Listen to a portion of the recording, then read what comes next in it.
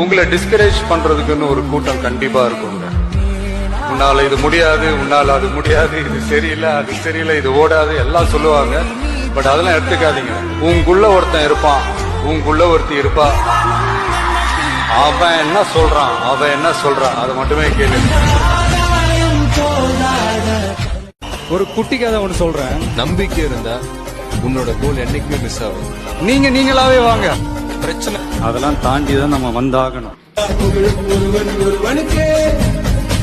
நீ நதி போல ஓடிக்கொண்டிரு, எந்த பேர் வைக்கும் வெற்றிகள் பேர் வைக்குமே உன்னை உள்ள